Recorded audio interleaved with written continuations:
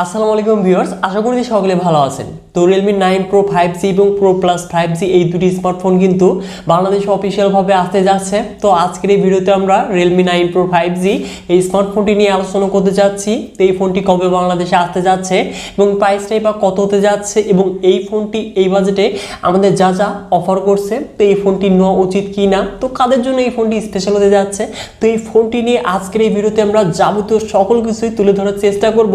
তো অবশ্যই ভিডিওটি কিন্তু খুবই স্পেশাল হতে যাচ্ছে, এই জন্য ফার্স্ট ক্লাস পর্যন্ত ওয়াচ করবেন এবং এই চ্যানেলটিতে নতুন হলে অবশ্যই ভিডিওতে লাইক করে চ্যানেলটিকে সাবস্ক্রাইব করে হয়ে যান ফ্যামিলির একজন নতুন সদস্য। So viewers, let's start this video. So viewers, প্রথমেই যদি আমরা স্মার্টফোনটির বক্সটিকে আনবক্সিং করি, তো ফার্স্টে দেখতে পারবো ম্যানুয়াল বক্স, যার মাঝে থাকছে ব্যাক কভার, কিছু পেপারস অ্যান্ড সিম ইজেক্টর। তার নিচে দেখতে পারবো ফোন, তো ফোনটিকে একটু সাইডে রাখলে তার নিচে দেখতে পারবো 33 watt fast charging adapter and USB type C data cable. তো এই কিন্তু মূলত হতে যাচ্ছে বক্স কন্টেন্ট হিসেবে। তো এবার যদি মুভ করা যায় এই স্মার্টফোনটিতে, তো ফোনটি আমরা তিনটি কালার ভেরিয়েন্টে দেখতে পারবো, গ্রিন, ব্লু এবং ব্ল্যাক কালার।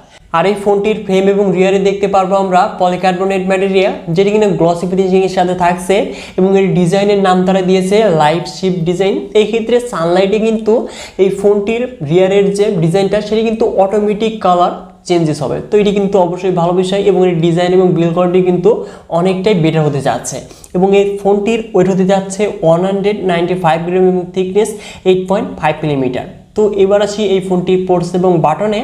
তো ডান সাইডে থাকছে পাওয়ার বাটন, যেটি কিনা সাইড মাউন্টেড ফিঙ্গারপ্রিন্ট হিসেবে কাজ করবে এবং বাম পাশে থাকছে ভলিউম আপ এবং ডাউন বাটনের সাথে সিম স্লট, যেখানে আমরা হাইব্রিড সিম স্লট দেখতে পারবো। তো দুটি ন্যানো সিম এবং একটি মেমোরি কার্ড ইউজ করতে পারবো এবং টপে থাকছে সেকেন্ডারি নয়েজ ক্যান্সেলেশন এবং নিচের দিকে দেখতে পারবো 3.5 mm audio jack, primary microphone, USB type C port এবং স্পিকার গিল। তো অবশ্যই এই স্মার্টফোনটির ডিজাইন এবং বিল্ড কোয়ালিটি কিন্তু আমার কাছে অনেকটাই বেটার মনে হয়েছে।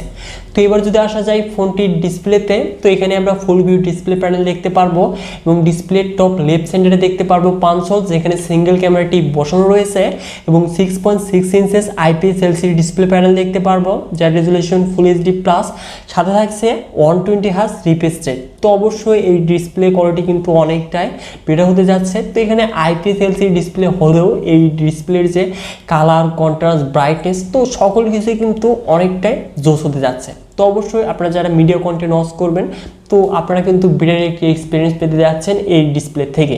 তো এবার যদি মুভ করা যায় এই স্মার্টফোনটির পারফরমেন্সে, তো অ্যান্ড্রয়েড ভার্সন 12 এর সাথে Realme UI 3.0 রান করবে, যেখানে চিপসেট হিসেবে থাকছে Qualcomm Snapdragon 695 5G, GPU Adreno 619। তো অবশ্যই এই চিপসেটটি কিন্তু অনেকটাই পাওয়ারফুল চিপসেট এই বাজেটে। তো আপনারা যারা গেমার রয়েছেন, তো এই ফোনটি দিয়ে কিন্তু ভালো লেভেলের গেমিং এক্সপিরিয়েন্স পেতে যাচ্ছেন। তো এই ফোনটি দিয়ে আমরা পাবজিতে 40 FPS এর আউটপুটটা পেতে যাচ্ছি এবং বাকি যে গেমগুলো রয়েছে, তো এই গেমগুলো কিন্তু আমরা হাই সেটিংসে খুব ইজিলি প্লে করতে পারবো। তো আপনারা যারা গেমার রয়েছেন অবশ্যই এই স্মার্টফোনটিকে আপনাদের চয়েস লিস্টে রাখতে পারেন। তো এই ফোনটিতে র্যাম টাইপ হিসেবে দেখতে পারবো LPDDR4 এবং স্টোরেজ টাইপ UFS 2.2। তো অবশ্যই ডাটা রিড এবং রাইট হবে কিন্তু অনেকটাই ফাস্টের স্পিডে। তো এবার যদি মুভ করা যায় এই স্মার্টফোনটির ক্যামেরাতে, তো রিয়ারে দেখতে পারবো আমরা ট্রিপল ক্যামেরা সেটআপ, যার মেন ক্যামেরাটি 64 মেগাপিক্সেল, যার অ্যাপারচার হলো 1.8, সাথে থাকছে 8 মেগাপিক্সেল আল্ট্রা ওয়াইড এবং 2 মেগাপিক্সেল ম্যাক্রো লেন্স। তো অবশ্যই এই স্মার্টফোনটির মেন ক্যামেরা দিয়ে কিন্তু আমরা অনেক সুন্দর সুন্দর পিকচার কিন্তু আমরা ক্লিক করতে পারবো। তো আপনারা দেখতেই পাচ্ছেন কোয়ালিটি এবং বিশেষ করে নাইট মোডে কিন্তু আমরা অনেকটাই ভালো রেজাল্ট পেতে যাচ্ছি এই স্মার্টফোনটির থেকে এবং ভিডিওতে কিন্তু আমরা 1080p 30 fps এর আউটপুটটা পেতে যাচ্ছি। তো এখানে 4K মিসিং থাকছে। তো অবশ্যই এই যে ভিডিও কোয়ালিটি তাও কিন্তু আপনারা দেখতে পাচ্ছেন অনেকটাই কিন্তু বেটার বলা যায় এবং ফ্রন্টে থাকছে 16 মেগাপিক্সেল সেলফি ক্যামেরা, যেটি দিয়েও আমরা 1080p 30 fps এ সর্বোচ্চ ভিডিও রেকর্ড করতে পারবো। তো এবার যদি মুভ করা যায় এই স্মার্টফোনটির কমন ফিচার্সে, তো ল্যান্ড, Bluetooth 5.1, GPS, USB type C এবং এই ফোনটির সিগন্যাল হিসেবে দেখতে পারবো আমরা সাইড মাউন্টেড ফিঙ্গারপ্রিন্ট স্ক্যানার, যেটি কিন্তু অনেকটা ফাস্ট রেট এবং অ্যাকুরেট ডিসপ্লেতে লক এবং আনলক হতে যাচ্ছে। সাথে থাকছে 5000 mAh ব্যাটারি, যেটি কিনা 33 ওয়াট ফাস্ট চার্জিং সাপোর্টেড। তো অবশ্যই 0 to 100% আমরা 1 ঘন্টার আশেপাশে কিন্তু ফুল রিচার্জ করতে পারবো এই স্মার্টফোনটি দিয়ে। আর একদিনের সাথে বেশি ব্যাটারি ব্যাকআপ কিন্তু আমরা পেতে যাচ্ছি। তো যারা কিনা হ্যাভি গেমার রয়েছেন এবং যারা নর্মাল ইউজার রয়েছেন, তারা কিন্তু 1.5 থেকে 2 দিনের মতো ব্যাটারি ব্যাকআপ পেতে যাচ্ছেন এই স্মার্টফোনটি দিয়ে, কেননা এই ফোনটিতে কিন্তু পাওয়ার এফিশিয়েন্ট চিপসেট থাকছে, এই জন্য কিন্তু অনেকটাই ব্যাটারি ব্যাকআপ পেতে যাচ্ছে এই ফোনটি দিয়ে। তো এবার আসি এই স্মার্টফোনটির প্রাইস এবং লঞ্চ লঞ্চিং ডেটে। তো এই ফোনটি আমরা এই উইকের লাস্টের দিকে অফিসিয়ালভাবে বাংলাদেশে দেখতে পারবো এবং প্রাইসটা হতে যাচ্ছে 25,000 টাকার আশেপাশে।